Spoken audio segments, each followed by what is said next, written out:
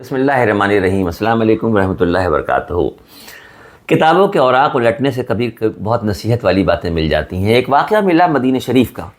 ایک آدمی مدینہ شریف میں رہتا تھا جس کا کھجوروں کا بہت بڑا کام تھا، بڑے بڑے ویئر ہاؤس اس کے تھے اور بھرے ہوئے تھے کھجوروں سے، بڑے پیمانے پہ کام کرتا تھا۔ اچانک طبیعت بگڑنا شروع ہوئی اور اس کو یہ احساس ہونے لگا کہ شاید اب وہ زیادہ دن دنیا میں نہیں رہے گا۔ اس نے ایک وصیت کی، بڑی دلچسپ وصیت۔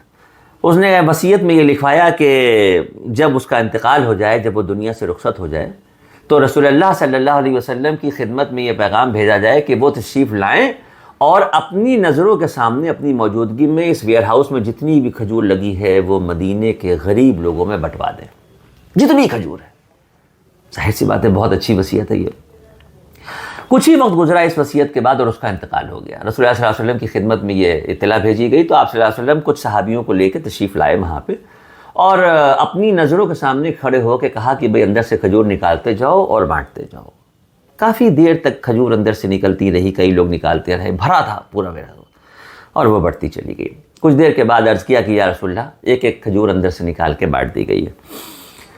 ہمارے نبی صلی اللہ علیہ وسلم خود اندر تشریف لے گئے تو دیکھا پورا ہال تو خالی ہو گیا تھا، لیکن اتفاق سے نظر پڑی کہ ایک کونے میں ایک آدھی کٹی ہوئی کھجور، جو یہ استعمال بھی نہیں ہو سکتی تھی، آدھی کٹی ہوئی کھجور پڑی ہوئی تھی۔ تو ہمارے نبی نے اس کو اٹھایا اور ایسے لوگوں کو دکھایا اور کہا کہ اس آدمی نے، جس کا یہ ویئر ہاؤس تھا، اگر اپنی زندگی میں اپنے ہاتھ سے صرف یہ ایک کھجور صدقہ کیا ہوتا تو اس کا جو اجر و ثواب اس کو ملتا، یہ سارے کھجور بٹوانے کا بھی اتنا ثواب نہیں۔ اپنے ہاتھ سے یہ چھوٹا سا ایک کھجور اگر صدقہ کیا ہوتا تو اس کا اجر جو اللہ کے یہاں تھا وہ اپنے مرنے کے بعد دوسرے لوگوں کو وصیت کر کے بٹوانا۔ مقصد کیا ہے؟ اس سے ہمیں پتہ کیا چلا؟ یہاں سے یہ بات پتہ چلی کہ اللہ رب العزت نے اگر آپ کو نوازا ہے اور بہت دیا ہے۔ دیکھیے، کچھ چیزیں زندگی کی ضروریات کی ایسی ہیں جو بیسک ہیں، جیسے بھوک امیر کو بھی لگتی ہے، غریب کو بھی لگتی ہے۔ کپڑے پہننے کے لیے امیر کو بھی کپڑا تن پہ ڈھکنا ہے، غریب کو بھی ڈھکنا ہے۔ کچھ باتیں بیسک ہیں، بنیادی ہیں، اس میں امیر غریب نہیں ہے، وہ ہے۔ لیکن کہیں نہ کہیں اگر آپ کے دل میں یہ خیال آ جائے کہ یہ جتنی بھی میں نے دولت جمع کی ہے، یہ جتنا بھی میرا امپائر کھڑا ہوا ہے، یہ میری محنت سے، میری مشقت سے بنا ہے، تو پھر آپ بھول میں ہیں۔ محنت اور مشقت رکشے والے، ٹھیلے والے، جھلی والے زیادہ کرتے ہیں، رزق دینے والا اللہ ہے۔ اللہ نے دولت تو قارون کو بھی دی تھی، فرعون کو بھی دی تھی، ان لوگوں کے پاس تو اتھا دولت تھی، لیکن کیا انجام ہوا ان کا؟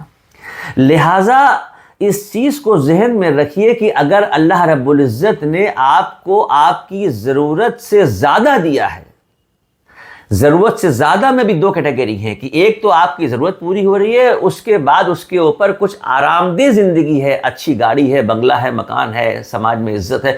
ایک یہ ہے کہ اتھا دولت آپ کے پاس ہے اور اس کے بعد آپ اس کو جمع کر کے رکھتے چلے جا رہے ہیں، تو آنکھ بند ہونے کے بعد جب جنازہ چلتا ہے تو کفن میں جیب نہیں ہوتی، کفن میں جیب نہیں ہوتی۔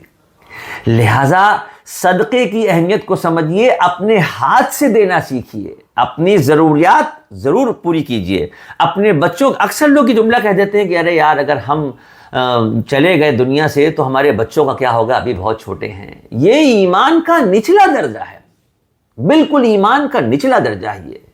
ہم کون ہوتے ہیں اپنی اولادوں کو پالنے والے؟ ہمارے ماں باپ کو کس نے پالا؟ ہمارے دادا پردادا کو کس نے پالا؟ آدم علیہ السلام سے لے کے آج تک اور قیامت تک جو پیدا ہوں گے، یہ کون پال رہا ہے؟ وہ ہے پالنے والا، وہ پالنے والا ہے۔ اس نے ہم کو ایک شارٹ پیریڈ کے لیے اس دنیا میں بھیجا ہے اور ایک رول دے کے بھیجا ہے کہ تم نگیٹو رول کرتے ہو کہ پازیٹیو کرتے ہو، ہیرو بن کے دنیا میں رہتے ہو یا ویلن بن کے رہتے ہو، دوسروں کو تکلیف پہنچا کے دنیا میں وقت گزار رہے ہو یا دوسروں کا درد بانٹ کے دنیا میں وقت گزار رہے ہو۔ اللہ کے ساتھ اگر بندے کا عبادتوں کا نظام بن جائے اور اللہ کے بندوں کے ساتھ بندے کا حسن سلوک کا نظام بن جائے تو پھر دنیا، قبر اور آخرت تینوں منزل آسان ہو جاتی ہے۔ اس واقعے کو میں نے صرف اس لیے آپ کو سنایا کہ اپنی ضروریات سے الگ جو اوپر کی رقم ہے ڈھونڈ کے مستحقین کو دے دیجیے۔ اور اس وقت تو بھاؤ بڑا چل رہا ہے، اس وقت تو رمضان کا مہینہ ہے، کچھ الگ ہی بات ہے۔